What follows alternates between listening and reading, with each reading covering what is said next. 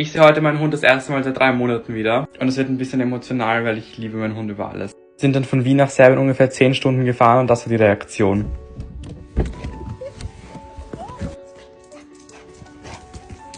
Hallo. Hallo. Hallo.